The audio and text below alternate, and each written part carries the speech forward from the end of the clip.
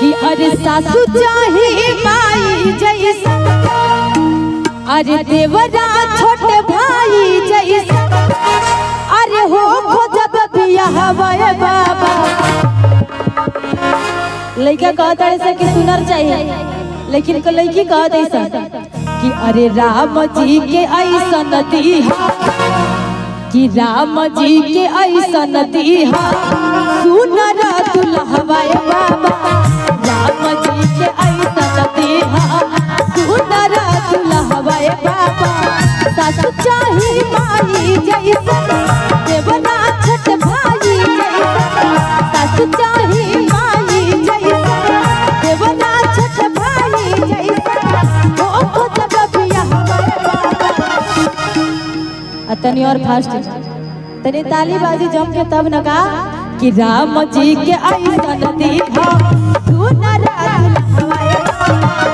राम जी के ऐसा नदीहा सुनर दुल्हवाए बाबा।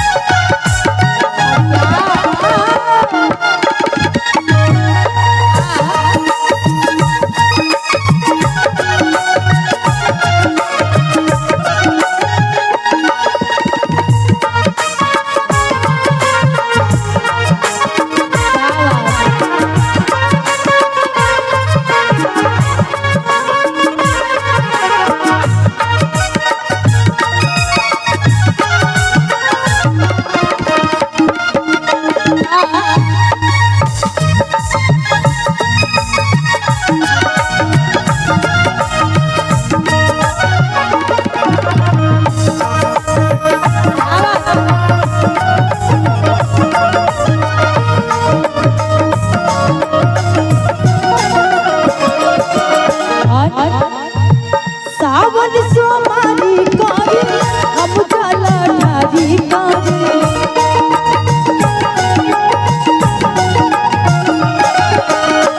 सावन सोमारी कारी हम जला ढारी कारी।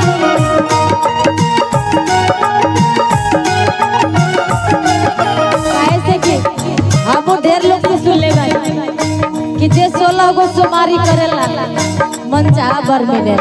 जरूर जरूर, लेकिन एकरा ट्राई नहीं की,